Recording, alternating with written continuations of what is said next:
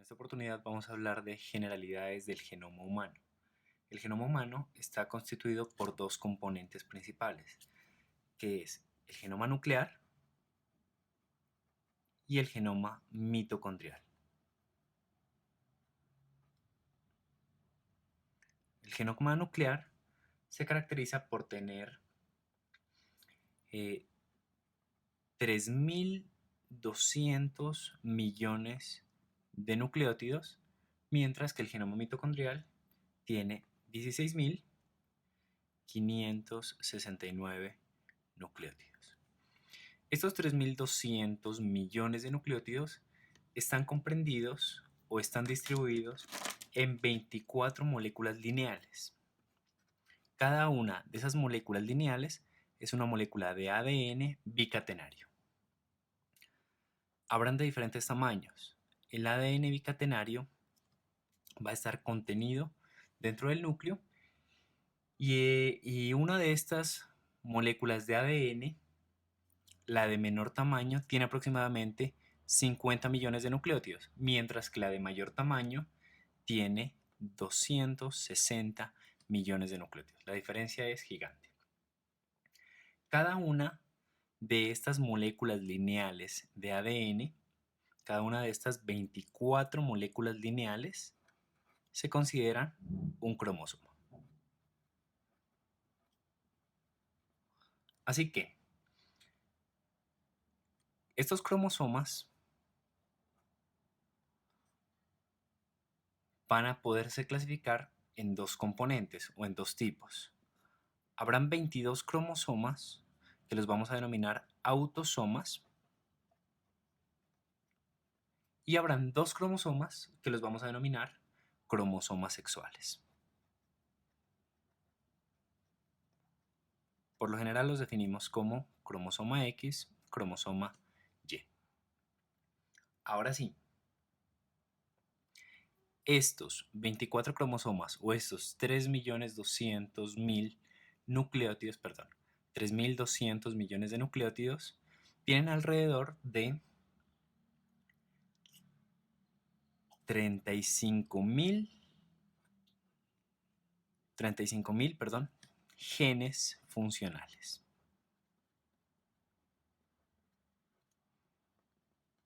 Genes funcionales. ¿Qué pasa con el ADN mitocondrial? Mucho menor tamaño y una diferencia clara. El ADN mitocondrial, a diferencia de cada uno de estos cromosomas, es un ADN circular. Entonces, obviamente es un ADN bicatenario, pero es una cadena circular. Y esa cadena circular se compacta de una forma supremamente pequeña. Luego hablaremos de compactación plectonémica y toroidal. Y estos 16.569 nucleótidos están empaquetados de una forma muy compacta dentro de la mitocondria. Ahora sí, estos genes, esta mitocondria tiene aproximadamente 37 genes mitocondriales. Así que podemos hablar un poquito de los genes que codifican para los citocromos o genes que codifican para las proteínas transportadoras de la membrana mitocondrial. Pero por ahora, lo más importante es que conozcamos la diferencia en cuanto a tamaños y tipos de cromosomas presentes en el ADN nuclear y el ADN mitocondrial. Ahora sí, dentro de una célula hay múltiples mitocondrias, por lo tanto, hay múltiples copias de cada uno de estos ADNs mitocondriales. ¿Qué pasa? Que en el cuerpo humano tenemos diferentes tipos de células. Aproximadamente tenemos 10 a la 13 células, de las cuales la gran mayoría comparten una característica, es que todas, la gran mayoría, posee un ADN genómico de tipo nuclear. Habrán algunas excepciones, por ejemplo, los eritrocitos maduros es una de las excepciones donde estos eritrocitos en algún momento pierden su material genético. Pero cada una de estas células, su genoma se caracteriza por ser un genoma diploide. ¿Qué quiere decir eso? 2N. ¿Qué quiere decir diploide? Que tiene dos copias de cada autosoma. O sea, 44, ¿verdad? Y además tiene dos cromosomas sexuales. Para las mujeres, los cromosomas son XX y para los hombres, los cromosomas son XY. No todas las células tienen esta característica. Hay un tipo especial de células que son las células sexuales o las células o los gametos. Entonces, para las células sexuales o gametos, en otras palabras, óvulo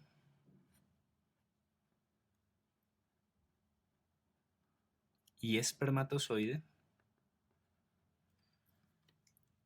estas células, su genoma es un poco diferente. Estas células no son diploides, sino que son haploides. ¿Qué quiere decir eso? Que tienen una copia de cada cromosoma. En otras palabras, apenas tienen 23 cromosomas, de las cuales tienen una copia de cada uno de los autosomas, o sea, 22 autosomas, y tienen una copia de un cromosoma sexual, bien sea X o bien sea Y. ¿Qué podemos decir? Que tanto en las células, a todas estas, a todas las que comparten la diploidía, las vamos a denominar como células somáticas.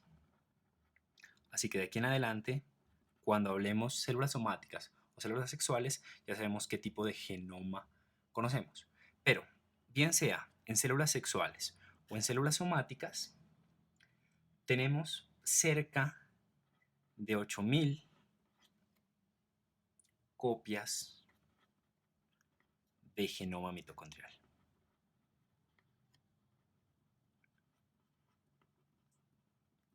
8000 copias de genoma mitocondrial, que son más o menos 10 copias por cada mitocondria. El flujo de la información genética, tanto en el genoma nuclear como en el mitocondrial, es muy similar.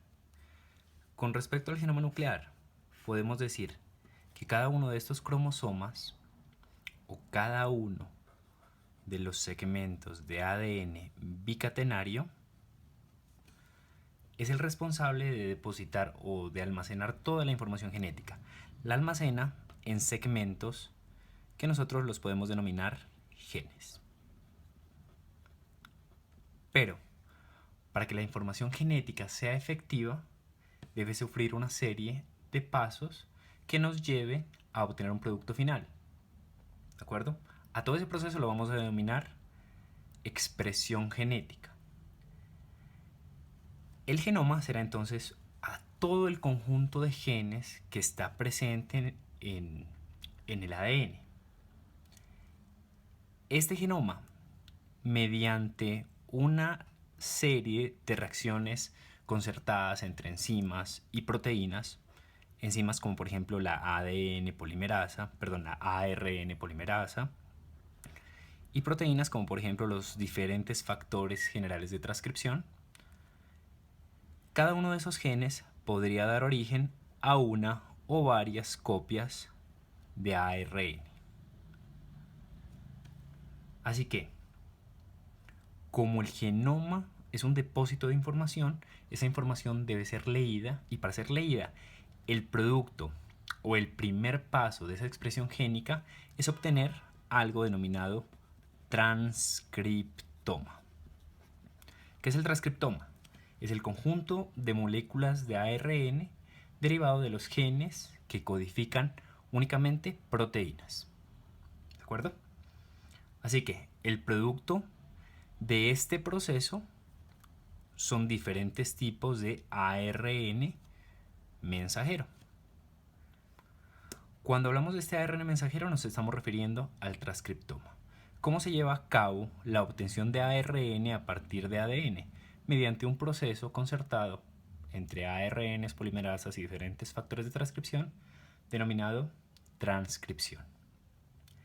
El segundo paso de cómo se expresa la información genética también se lleva a cabo por una serie de proteínas y factores de transcripción, pero básicamente se lleva a cabo por la presencia de ribosomas. Y el producto final de la expresión génica, pues básicamente serán diferentes tipos de proteínas. Así que al final nosotros obtendremos algo denominado proteoma. ¿Qué es el proteoma? Es básicamente el repertorio de proteínas presentes en una célula.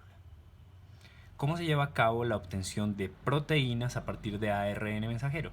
Mediante un proceso denominado traducción.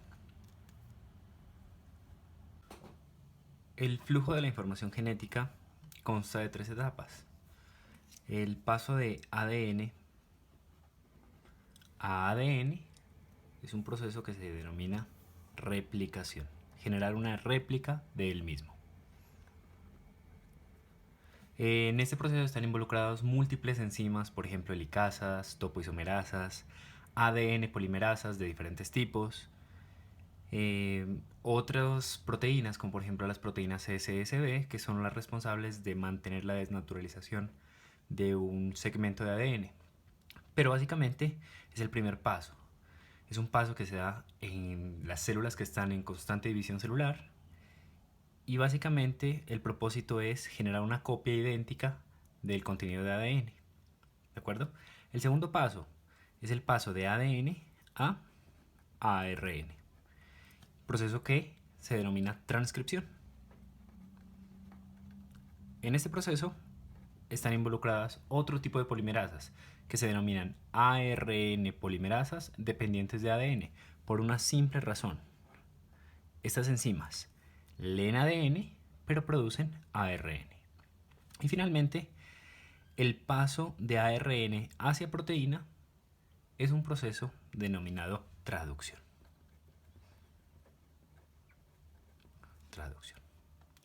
En algunos virus, el proceso de transcripción se puede dar de forma reversa. ¿Qué quiere decir? Que a partir de ARN, en algunas ocasiones se pueden obtener ADN. Vamos a hablar secuencialmente de cada uno de los componentes de todo este proceso de ADN, de ARN y de proteínas, pero no sé si hacerlo en este video o en otros. Por el momento vamos a hablar de las características estructurales o básicamente de los componentes del ADN. ¿De acuerdo? Recuerden que ADN es una abreviación para ácido desoxirribonucleico y tras una serie de eventos históricos se descubrió que el ADN es bicatenario y que es antiparalelo. Así que a eso iremos posiblemente en otro video. Por ahora, queremos entender de qué está constituido el ADN. Así que el monómero principal, bueno, es un polímero. El monómero principal de las moléculas de ADN es un nucleótido, que está constituido por 3 componentes. Primero que todo, grupos fosfato, que pueden ser 1 o 3. ¿Cuándo es 1? Cuando ya hace parte del ADN. ¿Cuándo es 3? Cuando son los sustratos necesarios para la síntesis de ADN. Ahora hacemos un ejemplo sencillo de eso. Además de fosfatos, tienen un azúcar, que básicamente es una pentosa, ¿de acuerdo? Denominada desoxirribosa. Es una pentosa con estructura de furanosa, en donde tiene 5 carbonos. Carbono 1, carbono 2, carbono 3, 4 y carbono 5. Se denomina desoxirribosa porque en posición 2 carece de un grupo OH, ¿de acuerdo? A cada uno de estos números los vamos a diferenciar con una coma. 1', 2', 3', 5'. En cada una de estas líneas hay un grupo OH, así que en posición 5, en posición 1 y en posición 3 hay un grupo OH. Se llama desoxi porque en posición 2 carece de ese grupo hidroxilo. Ahora sí, el último componente, además de fosfatos, azúcar, es una base nitrogenada. Y la base nitrogenada puede ser de 2 tipos: purinas y pirimidinas. Purinas, nombre corto, estructura grande. Pirimidinas, nombre grande, estructura pequeña. Más o menos las estructuras son así.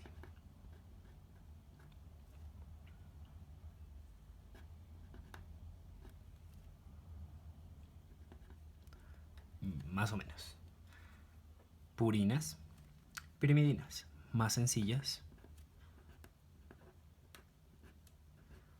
Más o menos así.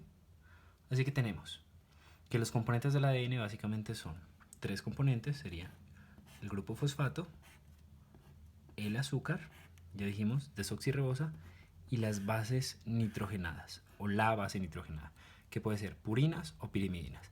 Las purinas son adenina y guanina. Las pirimidinas son citosina y timina. Obviamente aquí hay un montón de enlaces dobles, pero por ahora no queremos complicarnos con eso. Sí podemos entender una cosa. Aquí los números los diferenciamos con una prima, porque la nomenclatura de las purinas y de las pirimidinas es básicamente la misma. Entonces, para poder diferenciarlos hay que ponerle esa comita. La numeración empezaría aquí. Este es el carbono, el nitrógeno 1, 2, 3, 4, 5, 6, 7, 8, 9. Así que este nitrógeno es importante. Para el caso de las pirimidinas, citosina y timina, la numeración empezaría aquí. 1, 2, 3, 4, 5, 6. ¿De acuerdo? Ambos son anillos heterocíclicos porque dentro de su estructura, además de carbonos, tienen nitrógenos.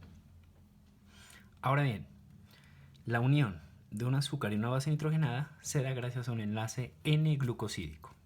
Enlace N-glucosídico que se da entre el nitrógeno en posición 9 de la adenina y la guanina o el nitrógeno en posición 1 de la citosina y la timina con el grupo OH que está en el carbono 1 o carbono anomérico del azúcar, en este caso de la desoxirribosa. Por lo tanto, si unimos una base nitrogenada, dibujemos por facilidad una pirimidina.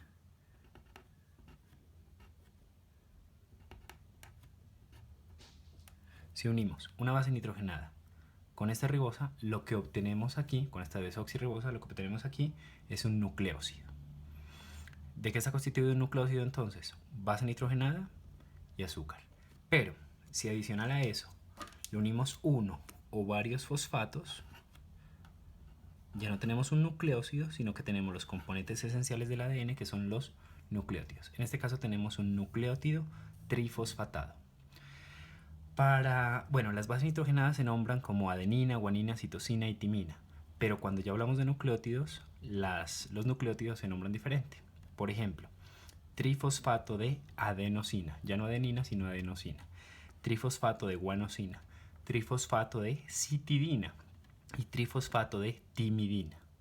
Así que ya no sería timina, citosina, guanina y adenina, sino adenosina, guanosina, citosina y timina. Aunque para fines prácticos nosotros los podemos abreviar como por ejemplo adenosin trifosfato, guanosin trifosfato, citidin trifosfato y timidin trifosfato. Y de esta forma es como nosotros los vamos a utilizar para la biosíntesis de polímeros de nucleótidos. Un nucleótido como estos se estabiliza mediante un enlace N-glucosídico, un enlace fosfoéster y un enlace fosfodiéster. Ahora mencionamos con mayor claridad eso. El enlace N-glucosídico se da entre el nitrógeno 1 de las pirimidinas con el carbono o con el OH que estaba en posición 1' de la ribosa, desoxirribosa. Para el caso de las purinas, la adenina y guanina se enlazarían por el nitrógeno 9 con el OH que está en posición 1 de la desoxirribosa. Ahora sí, si esto es 1, en posición 5' siempre quedarán los grupos fosfatos. Y en posición 3' siempre quedará un grupo OH libre. De aquí en adelante hablaremos de direcciones y siempre mencionaremos 5', 3', haciendo referencia a que en posición 5 habrá grupos fosfato y en posición 3 habrá grupos hidroxilo. Vamos a ver que el crecimiento de una cadena nucleotídica se da en dirección 5', 3'. Partimos de un nucleótido cualquiera. Partimos de un nucleótido cualquiera, por ejemplo, nucleótido A, nucleótido B. Quisiéramos unirlos, así que lo que sucede es que básicamente el OH que está en posición 3 ataca a este grupo fosfato, fosfato alfa.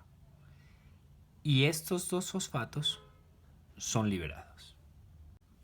Estos dos fosfatos son liberados. Se liberan en forma de pirofosfato y quedarían básicamente unidos los dos nucleótidos. Así que el nucleótido A conservaría sus 3 fosfatos y el nucleótido B quedó pegado